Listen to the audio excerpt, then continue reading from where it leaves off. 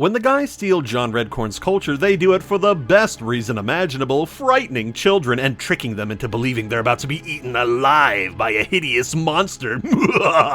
Alright, this here's your whoop-ass stick to beat the Snipe back in case he comes at you. Now, I'm someone who believes that any subject can be made into a joke. And that may surprise some people, but yes indeed, I have had my share of tee-hees at cannibalism jokes, fat-shaming, kink-shaming, and even Carlos Mencia for God's sake, so I am no stranger to tasteless shit. But the problem is that if you're going to tackle these kind of jokes, then you have to do it in the right context, to the right crowd, and in an extremely smart manner. What you do all day? Sit there reading books that make you think better of yourself, huh? Black man can't get Now, there are black people who will get on black people for reading books. I was one of them when I was in school.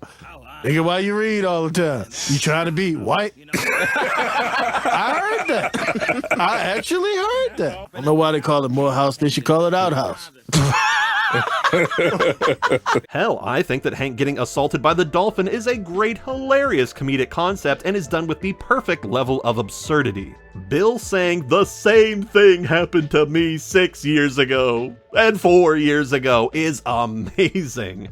But in that same episode, Luann is getting harassed by some douchebags, and the show was smart enough not to try to make a joke out of that more gross and realistic scenario. Like, yes, of course, Hank getting assaulted is bad, but it's by a dolphin, which is ridiculous, so okay, I'm a little bit more willing to laugh at it because it's just like, what the fuck is even happening over there? But like some guys on a golf club like making a pass at her is just like, okay, that could realistically happen and I don't like that at all. It would have been quite unwise if they had tried to make this moment funny. Shoulders back, now flex those knees and bend your waist.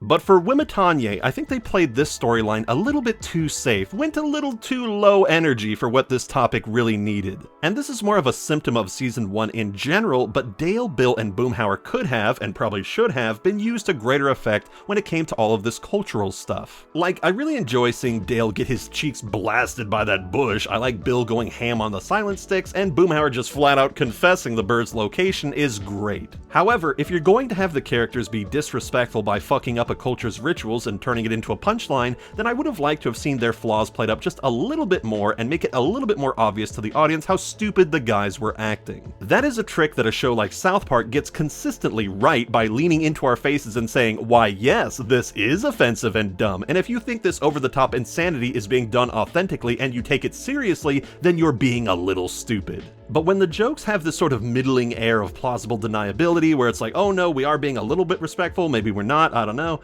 then it starts to make me think like, oh, does the show know what it's doing? Maybe it does, maybe it doesn't, and that's where I start to feel a little conflicted. As a better example of what I'm talking about, in the episode where Dale believes that he's the albino buffalo, he shows up to Bobby's school in a loincloth that leaves his nuts hanging out for all the kids to see. But he isn't doing all of that because he wants to seem cool or part of a dumb costume contest or something like that. No, he has had a dream that is screaming at him about the truth of John Redcorn's part in Joseph's existence, but Dale misinterprets the dream and he believes himself to be, quote, the faceless Indian, unquote, and so, to save his own muscular butt, John Redcorn basically has to agree with Dale's thoughts on the matter and give him his approval to take on aspects of indigenous culture, which is hilarious because Dale actually really truly believes this is who he is. Yep.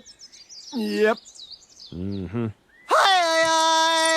Well, I'm just gonna come right out and say it, Dale. Something seems different about you. That scenario just does so much more with the idea of hawk-tooing on indigenous traditions and filters the behavior through John Redcorn's inability to escape Dale's cringe, which, you know, is a part of a deeper theme of Dale unknowingly taking away John Redcorn's legacy via becoming Joseph's dad. That big lie comes at the cost of John's heritage not being passed on, which is the price of the man's own sexual hubris rather than him being like an innocent party that is having aspects of his people forcefully co-opted by dopes. And the best part is that he did all of that to himself by acting like a jackass, and that is brilliant. The way that the writers will use John Redcorn and Nancy's complex network of lies to both form a safety net and a killer noose is simply stunning. But then we have the Wimitanye episode, which is just like, oh, get some funny Indian stuff to use as pranks, and like even then it's not very well utilized because they were already going to do a snipe hunt, and so the Wimitanye thing just feels sort of disconnected from the actual joke that they were going to do.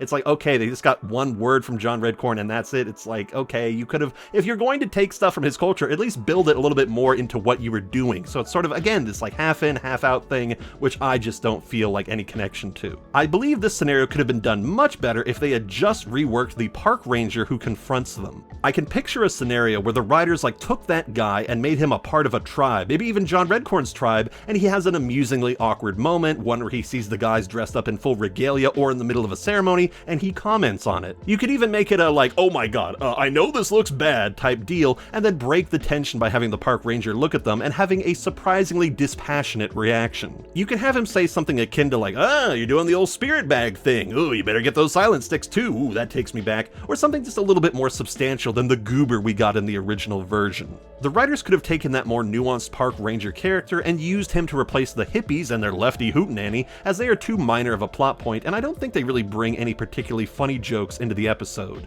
Well, okay, except for this. Look at that one, bouncing around in front of God and everybody.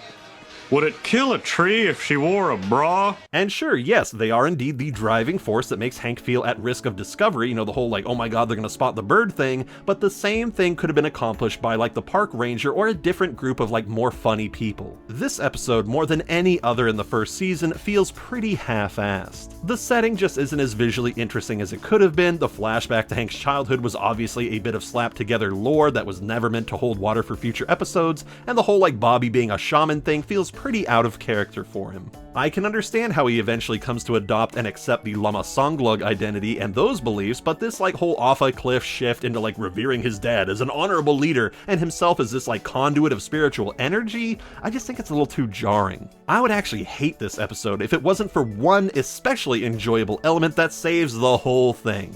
And that is Peggy's scandalous journey to buy some shoes. That whole plotline has just such a fun energy to it, a secretive and like, ooh, what is she up to kind of vibe. It builds up a fun mini mystery and even pays it off with a quirky character trait that sticks around for the whole series and defines like Peggy's general everything. Now this is why I come to Lubbock's Very Big Shoes. I'll have Chuck and Buzz carry the box out to the car for you. It is so great when a show discovers a special quality in a character like this, one that is interesting enough to build other episodes on top of. And it's such a beautifully simple thing too. The woman just has big feet that she's self-conscious about. What's more relatable than that? That's great. And as Peggy becomes a more prideful and troubled character, this weakness of hers does come back. It comes into greater contrast, if anything. And that's something that some shows or media struggle to do well, present someone who has a ton of confidence, but who also has a certain emotional Achilles heel. And I think that's why people, especially guys, tend to get such a kick out of characters like Guts with his love for Casca, Kratos who runs around with that skin suit he calls a family, and the Doomslayer's poor rabbit. As much as hypermasculine guys tend to embrace that stalwart like let the world go to hell attitude, a lot of them would literally die to have a heroic sacrifice for someone they care about, especially since doing that doesn't come with the label of being sensitive. It feels like we should allow men to air their vulnerabilities without giving those feelings a direct label and instead focus on how to address the feelings at hand, kind of like when Peggy was trying to understand like why Hank was crying after seeing the flowers of time. But that's a whole other masculine issue for a different video. Can you tell that I'm not very invested in this Wimitanye silent stick shit and would talk about literally anything else if given the chance? Is this a watchable episode? Certainly, but it does leave me feeling cold and I really wish there was more fire in its belly instead of leading me on a pointless snipe hunt. You thought it was a snipe? We all did. It was, but Wimitanye turned it into a whooping crane so I could live to get my straight arrow badge. You are made of stupid. I'm not entirely down about this episode, it's just that I can see the potential that it had, and that's a real bummer. This episode is like a pretty girl with long hair, or a guy that doesn't look like Michael Mandow. Something's just wrong. That's the tricky thing about King of the Hill, it's that even bad episodes have some pretty good lines or jokes that work in a bubble. But should one funny joke, such as Hank saying, "Can you imagine how I'd turned out if my dad loved me no matter what?" should that bring up the entire episode's ranking? I would say no, because that sets a bad precedent. I don't care if there's a dollop of whipped cream on that dog turd, I ain't gonna call it pumpkin pie. More pie, Sheriff? Don't mind if I do. That whole half-hearted attempt at making Eustace a sort of rival or fallen member of the guy's group is just such an obvious misstep that they even had to bring in Khan later to eat this guy's lunch. Thus, I give this episode a most shameful 3 Wimitanyes out of 10. 1 point for each of Peggy's big feet, and 1 for actually giving John Redcorn something to do outside of the bedroom. That's gotta be a breath of fresh air from his spirit bag, that's for sure.